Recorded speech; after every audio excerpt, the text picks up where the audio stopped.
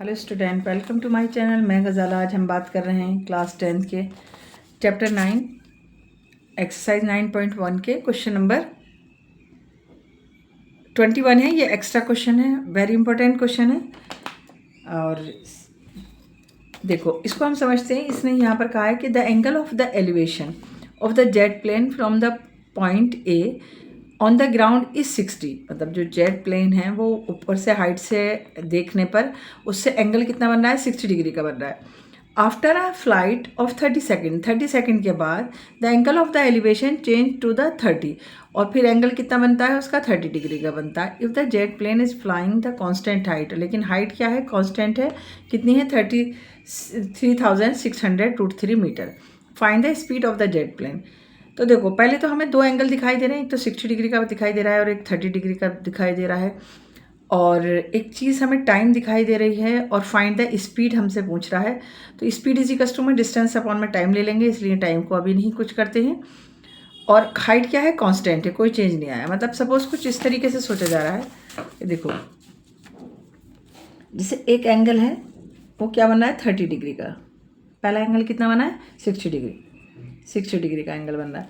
फिर वो जो जेट है वो थोड़ा सा और उड़ा होगा, और फिर उसने एंगल बनाया होगा यहाँ पर कितना, 30 डिग्री का।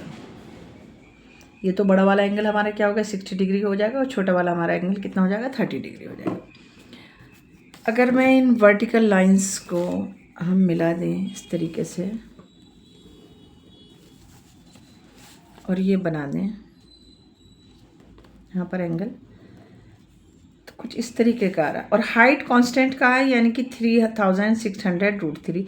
ये भी इतनी है और ये भी इतनी है, √3। तो अगर हम ये वाला डिस्टेंस निकाल लें, क्योंकि यहाँ का तो हमें टाइम मालूम है, ये वाला अगर हम डिस्टेंस निकाल लें, मान लो मैं इसको x कह दूँ और इसको y कह दूँ, तो फिर हम कौन सा फॉर्मूला निकाल देंगे, यहाँ पर डाल देंगे स्पीड इज इक्वल टू में डिस्टेंस अपॉन में टाइम निकाल देंगे।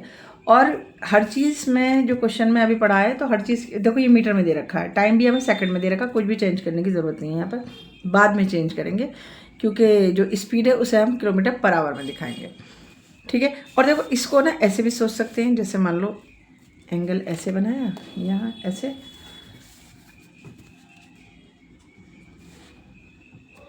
दो पॉइंट ले लेते हैं 30। तो ये एंगल हम कौन सा कर देते हैं, 30 डिग्री, और ये वाला एंगल हम कर देते हैं 60 डिग्री, क्योंकि दो एंगल है, हाइट कितनी है हमारी, कांस्टेंट है, उसमें कोई चेंज ही हमने नहीं करा। ठीक है। इसको अगर मैं 30 डिग्री और यहाँ पर हम 60 डिग्री माने, और हाइट हमारी कितनी है, √3, ये आ गई हमारी। इस तरीके से भी हम इसको लेके बना सकते हैं। एंगल के नाम दे देते हैं ABCD। ठीक है। तो हम इस तरीके, ये इसको यहाँ पर भी ऐसे भी सॉल्व कर सकते हो, मतलब कोई से भी है तुम फिगर बना सकते हो। ये भी फिगर बना लो, और ये भी, ये समझने के लिए बताया गया। पहले यहाँ, फिर आगे बढ़ा तो 30 डिग्री का एंगल बना दिया उसने, पहले 60 डिग्री का एंगल बन रहा था, हाइट उसने कांस्टेंट रखी। और ऐसे अगर इजी वे में समझ में आ जाता है तो हम इसको ऐसे भी ले लेंगे। मान लो इसको हमने x लिया और यहाँ हमने लिया y, x और y ले लिया हमने यहाँ पर। ठीक है। अब देखो, जो एक्चुअल कहा गया है उसने, वो इस तरीके का डायग्राम है। ठीक है। अब कुछ भी ले सकते हैं, मान लो यहाँ पर मैंने x ले रखा है और यहाँ हमने ले रखा है y। ठीक है। हाइट कांस्टेंट है, उसमें कोई चेंज ही नहीं करा है, √3, 3600√3, कोई चेंज हमने इसमें नहीं करा। अब सबसे पहले देखो, मैं ट्रायंगल अगर मैं ये उठाती हूँ, यहाँ से देखो, समझने की कोशिश करो। अगर मैं ये वाला ट्रायंगल ले रही हूँ ABC, अगर मैं कौन सा ट्रायंगल ले रही हूँ, ABC, तो इसका एंगल मेरा कितना है, 60 है। इसका एंगल कितना है, 60। यहाँ थोड़े से नाम मैंने बदल रखे हैं, तो मैं ये वाला ट्रायंगल ले रही हूँ AD, जो सबसे बड़ा वाला ट्रायंगल है, जिसका एंगल कितना बन रहा था, 60 डिग्री बन रहा था। ठीक है। तो हमने यहाँ लिखा इन ट्रायंगल ADE। नाम आप अपने हिसाब से दे सकते हो इसको। अब क्योंकि थीटा के सामने क्या है, P, और ये हमारा क्या है, B, तो P/B यानी कि tan की वैल्यू निकलेगी, tan 60 इज इक्वल टू में P/B, परपेंडिकुलर बाई बेस। अब P हमारा कितना है, AD है, AD लिख देते हैं पहले, फिर वैल्यू डाल देंगे, और ED, और tan 60 की वैल्यू कितनी होती है, √3।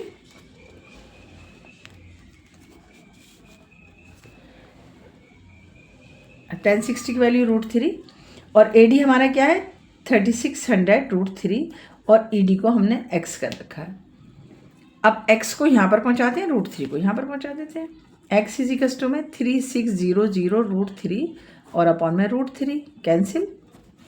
तो x की वैल्यू हमारी यहाँ पर निकल के आ गई कितनी 3600, यानी कि 3600 हमारी यहाँ पर x की वैल्यू निकल के आ गई।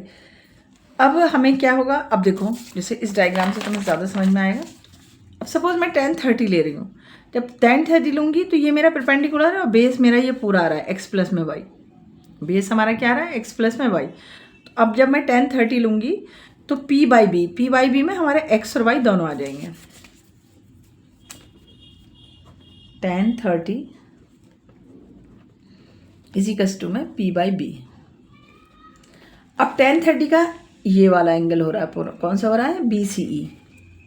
तो बेस हमारा परपेंडिकुलर हमारा क्या हो रहा है BC और बेस हमारा क्या हो रहा है EC। बेस हमारा क्या हो रहा है EC 1/√3 1030 की वैल्यू और BC हमारा वही 3600 √3 और EC हमारा क्या आ गया x प्लस में y आ गया। x प्लस में y क्रॉस मल्टीप्लिकेशन कर दो तो x प्लस में y इज इक्वल टू में √3 इंटू में ये यहाँ पर चला गया √3।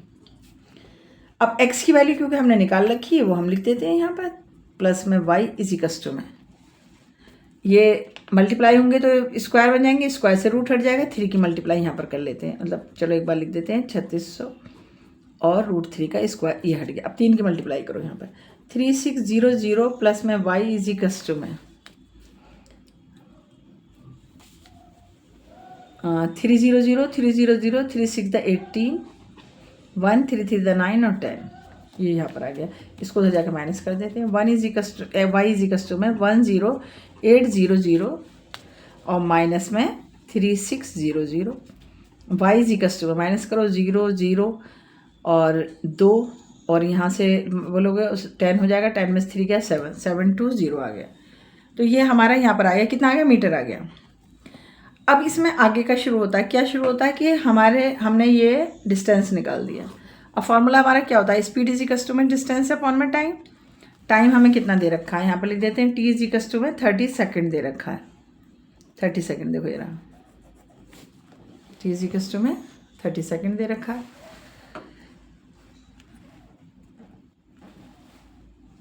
हमने यहाँ लिख दिया है 30 सेकेंड, ठीक है। अब हम क्या निकालना है स्पीड इज इक्वल टू में डिस्टेंस अपॉन में टाइम। डिस्टेंस अभी हमने कितना निकाला है 7200 और टाइम हमारा कितना है 30, क्योंकि दोनों मीटर में अभी हम कोई चेंज नहीं कर 30 0 से 0 कैंसिल हो गया। 3 2 द 6 और 1 3 4 द 12 यानी कि 240। स्पीड हमारी कितनी निकल के आ गई 240 मीटर पर सेकेंड। लेकिन अब हमें इसे किससे करनी होगी किलोमीटर में करनी होगी। तो थोड़ा सा इसको भी समझते हैं। देखो अगर हमें किलोमीटर पर आवर में कोई चीज़ करनी होती है तो किलोमीटर का हमारा क्या हो जाता है 1000, किलोमीटर का 1000 और आवर को सेकंड में करना होता है तो 60 इंटू में 60। इस 0 से ये 0 कैंसिल, इस 0 से ये कैंसिल। 2 5 द 10 2 3 द 6 और 3 6 द 18। तो हम उस नंबर की 5/18 से मल्टीप्लाई कर देते हैं। लेकिन अगर उल्टा हो जाए, जैसे मान लो यहाँ जो हमारी वैल्यू निकल कर आई है वो क्या निकल के आई है मीटर पर सेकंड निकल के आई है, मीटर पर सेकंड निकल के आई है। तो उसको हमें कन्वर्ट करने के लिए हमें क्या करना होगा इसको उल्टा कर देना होगा। यानी कि अगर किलोमीटर पर आवर में बदलते हैं तो 5/18 ले लेते हैं और मीटर पर सेकंड को किलोमीटर पर आवर में बदलना होता है तो 18/5 ले लेते हैं, 18/5।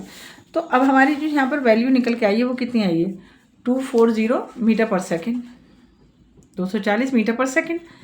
अब हमें इसे बदलनी है, यहाँ लिखते हैं पहले 240 इंटू में 18/5 5 कैंसिल करो, 5 चौक 20 5 8 40 और 48 की 18 से मल्टीप्लाई कर दो। जब 48 की 18 से मल्टीप्लाई करोगे तो आंसर आएगा, आंसर आ जाएगा तुम्हारा 846 किलोमीटर पर आवर। ठीक है, तो इस क्वेश्चन में यहाँ पर हम यहाँ यही करेंगे 240 इंटू में 18/5 काटेंगे, 48 आ गया, 48 आ गया। अब 48 इंटू में 18 इजिकल्स जो में 846 किलोमीटर पर आवर। तो हमने स्पीड निकाल दी यहाँ पर कितनी, 846 किलोमीटर पर आवर। ये थोड़ा सा ना ये उल्टा लिख गई मैं, 864 आएगा, 864। देखो 48 और हम 18 को जब हम मल्टीप्लाई कर रहे हैं, 8 8 द 64, 6 कैरी हो गया, 8 4 द 32, 32 और 6 के तुम्हारे कितने हो जाएंगे, 38 हो जाएगा। फिर हम यहाँ पर 1 से मल्टीप्लाई करेंगे तो 8 4 आ गया है, 4 6 और यहाँ पर 8 864 आएगा। तो हमारा जो स्पीड आ रही है वो कितनी आ रही है, 864, 46 नहीं 64। यहाँ थोड़ा सा 6 बनाओ यहाँ पर और ये 4, 864 है। स्पीड हमारी कितनी है, 864।